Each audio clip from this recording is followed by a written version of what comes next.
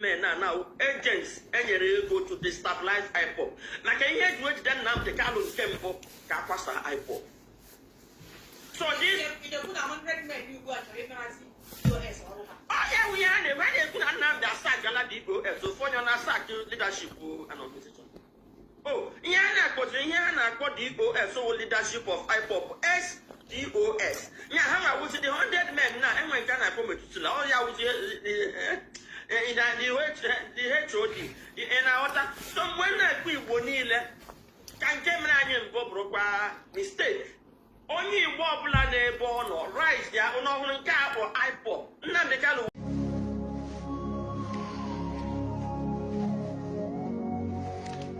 Ezi onye nwe anyị na Chineke nna nke pụrụ m ihe niile Chukwu okike abịa ma bụ onye anyị na-efe na-agọzi aha nsọ ya onye ọ bụ naanị ya na-achị onye mmụọ na mmadụ na-erubere isi onye ọ bụ naanị ya bụ ọka aka ụbọchị ene ka anyị na-etu gị eze ebube dị ngọzi mmalite na ọgwụgwụ ndị gboo wee tụọ gị ebighị ebi onye nwe m ụmụ gị wee gbakọọ n'ụwa niile iwe nara ozi ọma nke gị onwe gị n'ezi ha site n'ọnụ mmadụ dị ndụ na nke ebere dị ngọzi anyị wee na-asị na onweghị ihe ọbụla nke anyị onwe anyị bụ n'ihi na ọ bụ anụkpa ahụ sọsọ ka mmadụ dị ndụ bụ ofu ụbọchị anyị ga-anwụ maka na okwu nsọ gị na-adịrị ma ruo mgbe ebighị ebi n'ihi na okwu gị niile ga-abịarịrị na mmezu ọ bịa nwere Biafra ga-eji wee bịa na mgbe nke anyị wee na-akpọkụ uwe na-arịọ gị na-asị lekwa ude nke anyị na-asụ n'akwa nke anyị na-ebe ka o metụta gị n'obi onye nwe m na Chineke nna nke igwe biko dịka isi wee napụta ụmụ gị n'ọbụ n'Ijipt gotu egbe wezuga ụmụ gị bụ ndị Biafra mgbe ekwensu bụ zuu nke mmadụ dị ndụ karị anyị wee na-aja gị mma na-asị gị n'ime ọnọdụ anyị na anyị ga-ekele ha nsọ gị wee nye gị nsọpụrụ n'ụtụ na ịja mma mgbe niile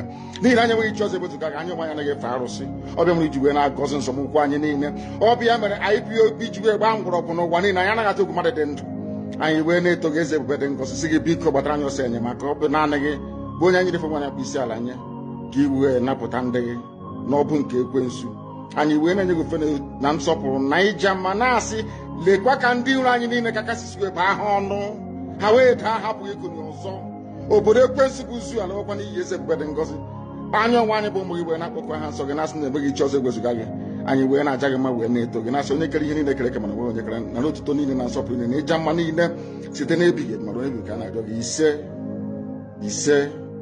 ise mgbe ikuku ya efe osisi kpọrọ nkụ ya dale mgbe ọnwa ya dị anyị amanụ ndị kwerenụ eburuna m obe amalite na m ikpe ekpere eburuna m obe ahụ obe Chukwu mgbe ifufe ya efe osisi kpọrọ nkụ ya dale mgbe ọnwa ya dị anyị amanụ ndị kwerenụ eburuna m obe amalite na m ikpe ekpere eburuna m obe ahụ obe Chukwu mgbe ifufe ya efe na osisi kpọrọ nkụ ya dale mgbe ọnwa ya dị ka ya amanụ ndị kwerenụ eburuna m obe amalite na m ikpe ekpere eburuna m obe ahụ bụ obe Chukwu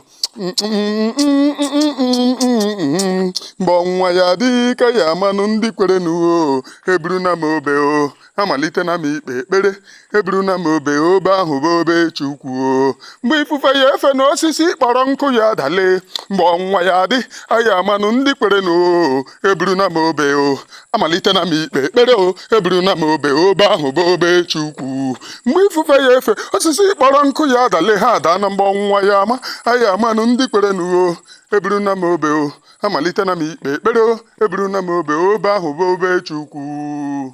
Hallelujah.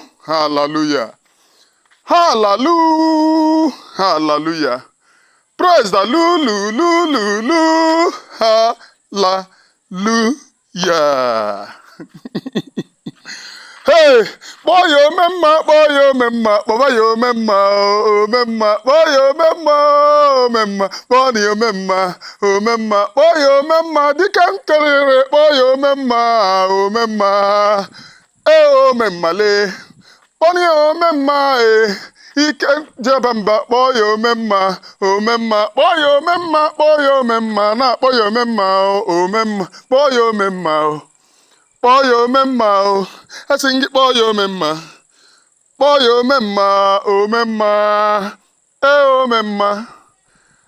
omemma Chukwu omemma dike ndikerere omemma kpọba ya omemma metụrụ m ya omemma chimji aba mba Chukwu njegbu ọgụ dike ndikerere ike nji aba mba o kpọọ ya omemma na-eturu m ya omemma hei Nwachukwu fevere ya aka fevere ya aka fevere ya aka fevere Chukwu aka fevere ya aka fevere sente ashigburu obi aka fevere ya aka ndị nsọ igwe o na-abịa na ndị nsọ igwe o ndị nsọ igwe o na-abịa na ndị nsọ igwe ndị nsọ igwe o na-abịa na ndị nsọ igwe o na-abịa na ndị nsọ igwe o na-abịa na ndị nsọ igwe o na-abịa na o anyị siri unu nnọọ na-abọnụ ike o nnọọ anyị siri unu abịa na nnọọ ndị nsọ igwe o na-abịa na ndị ijem ọnụ o na nnọọ ndị nsọ igwe o na-abịa na ndị nsọ igwe o na-abịa na ndị ijem ọnụ o nnọọ ndị nsọ igwe o ndị nsọ igwe Chukwu ejem ọnụ o ndị nsọ igwe senta ashigburu obi o ndị nsọ igwe o senta ọkwara ndị nsọ igwe anyị siri unu nnọọ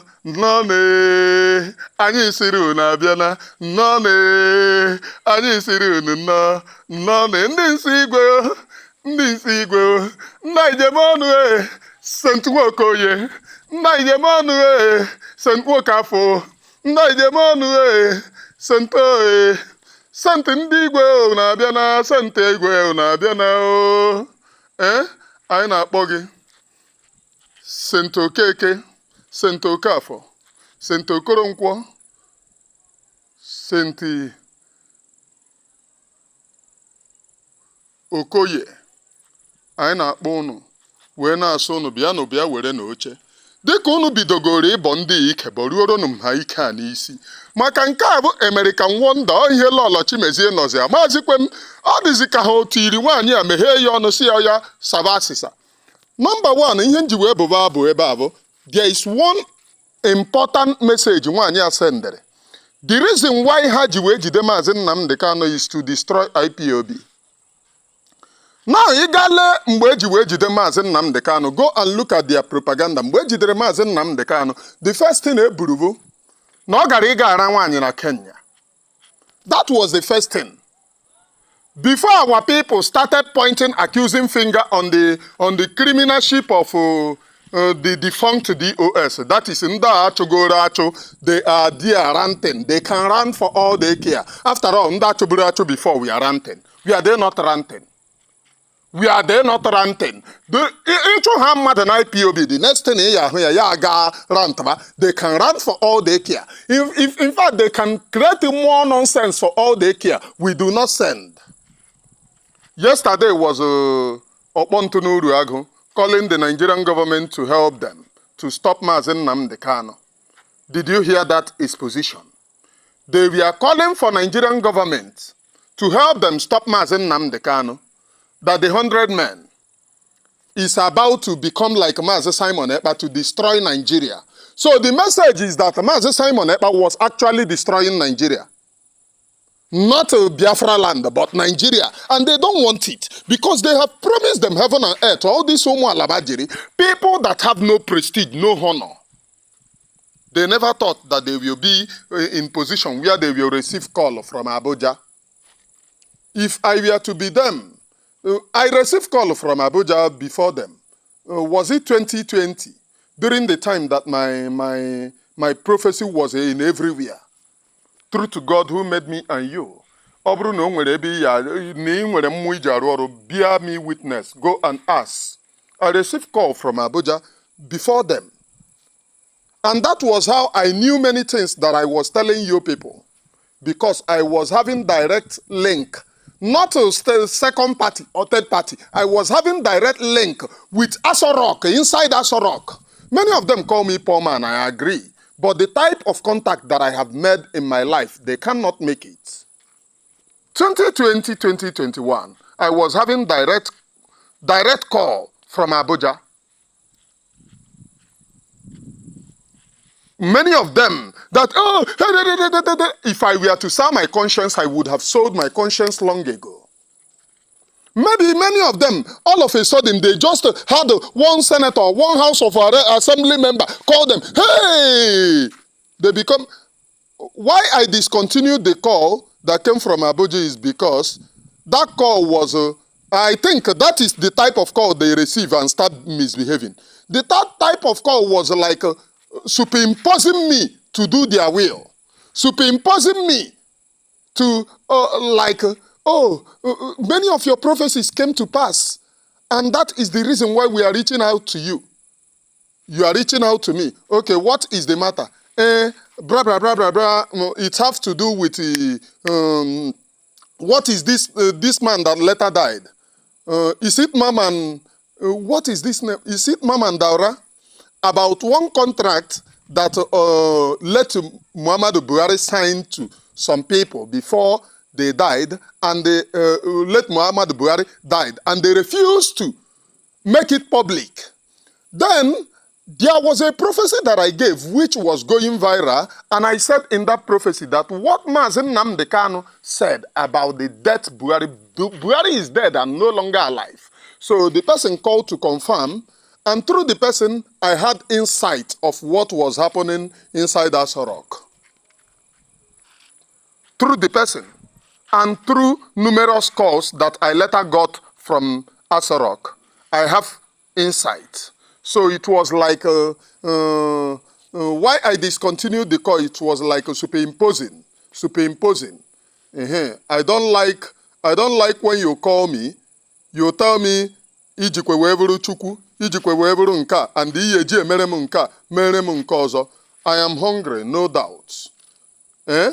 Which Biafrans are there if I can beg, even it doesn't take me anything to beg, instead of selling my own conscience.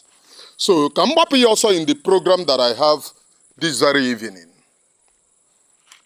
This woman confessed that one of the things that made them to kidnap Mazi Nnamdi Kanu was because they wanted to quench IPOB. And the EOS, go and look at their propaganda. Now, Mazi Nnamdi Kanu ji ego ha achọrọba nwanyị. Mazi Nnamdi Kanu ji. Go and look at the careers of failed agitators. Ile anya nke a na-akpọ Okenna nwa idiot. That Okpo Kulikuli went to program nke a na-akpọ Anambra Son, Anambra First Son or Anambra Son, was anchoring the program. He went there. Oh, I know Anambra Son right from time. That one war nala war para that you're a tout. You are not being sincere. All of you are running propaganda against Mazi Nnamdi Kanu inside detention.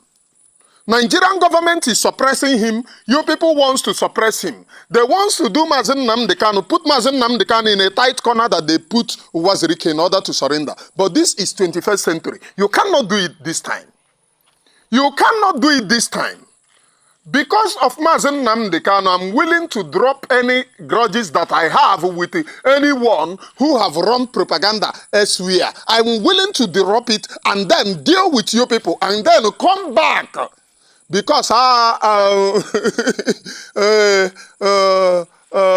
alụcha ọgụ na-ama eburu laba n'obi. Emecha na-ama eburu laba n'obi.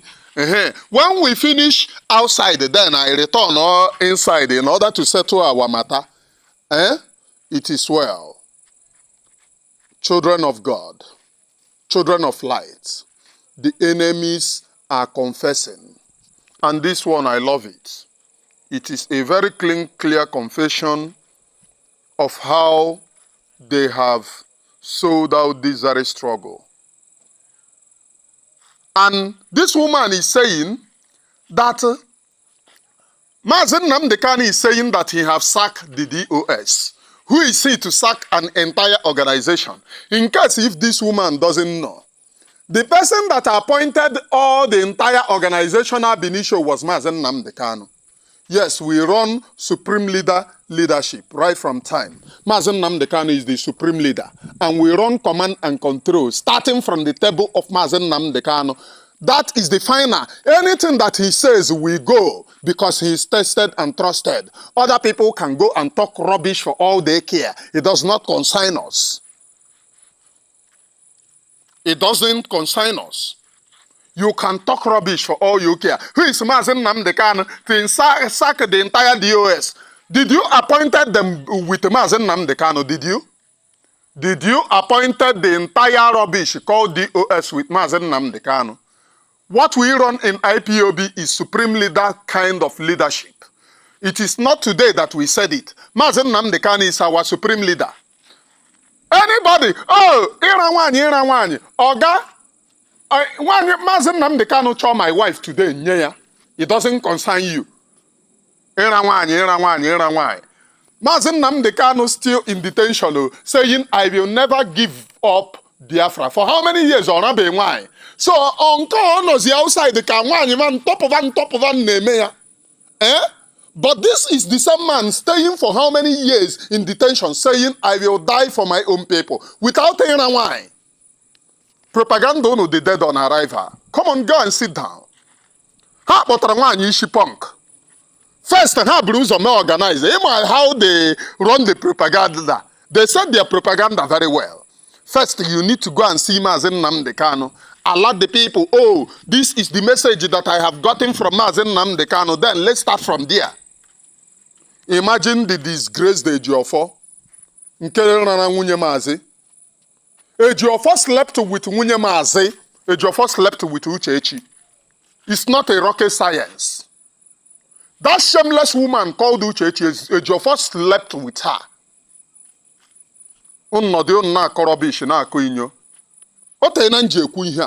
If Uchechi said what I am saying is not right,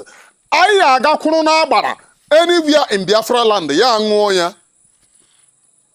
Uchechi see immediately after the kidnap of Mazi Nnamdi Kanu and Onye all these things are the questions that you need to ask that rogu. Delilah could have been alive for Komotoro. Delilah just gone. She could have been alive for more. Mutayo Fuma. I am Washiburobi, please. Preaching nothing but the undiluted truth. Mongundiro and keep bazo. Nyajogu, Yakwerudo. The only thing that I preach here on this very platform is nothing but the undiluted truth. I am Mwashibrobi. So they have sent her. So if had it been that this woman is loyal to Mazi, you went to say, oh, you got to confirm onyevu leadership from Mazi. From he confirms the Mazi Nnamdi Kanu was he going with the leadership. Makesi na noise name outside the too much. And he confirm no Mazi onye the mount. Na Mazi Nnamdi Kanu agwago onye the mount. Ge pota ha covinyo. So kedo who is he? Then why did you gaba? Sophie man onwere ndi power the naka. Why did you go? Umu ihe ni na bu questions so ya na ajo that easy punk. Who is Mazi? To sack the entire DOS. Lekwa Akuna. Akuna Kagara. This very woman, Lolo Nneakwuna Ikpumezie. I heard on social media, I don't know how true it is, but I saw it from social media that she did an abortion. This abortion group, they said that she did an abortion few weeks or few months ago. I don't know if it is true or not. You know me. The one that I tell you that it is true, it is true. I don't know how true this one is. Please. I saw it on social media, why they were. But I am not surprised. Like Uchechi, like Lolo Nneakwuna Ikpumezie. These are a group of Ndashawo. And because unchelo wanye men inquiry. Kon mana the type of wine you nalo. Men inquire very well. Do not go and marry riffraffs. And do not go and marry people that their career have finished in life. Men inquiry. Try to inquire before you na chonwanye yalo. Inquire very well. Because only a lot of people their careers have finished. They are nobody in life. And ha na-achọ nwoke ha ya aga na be ya jeje ghọọ gbata uhie ghọọ obstacle to that man. Just like this Akwuna Ikpumezie ure ikpu ndụ became ọgbata uhie to Mazi Nnamdi Kanu. But we are here in order to stop her. there are a lot of fine girls and fine ladies in Biafra land who have not even gotten married. O wee wee onye nke a makọrọ amakọ. In fact, ịhụgodo ihu ya nnọọ faa! Ị na-elegoro nwaanyị anya n'ihu amakwa m. In fact, it is well. These are replicas of devil. Now, who is Mazi Nnamdi Kanu? Now, nwaanyị a na-ajụ unu who is Mazi Nnamdi Kanu to sack the entire body of DOS. When Mazi Nnamdi Kanu appointed them, go and ask them who appointed them. Mazi Nnamdi Kanu. Go and read all the news in 2015-2016 when they were appointed. Go and read all the news. 2015-2016 was when this new DOS was appointed all the way from prison. Mazi Nnamdi Kanu appointed them all the way from Kuje prison. I think 2016 or 2015.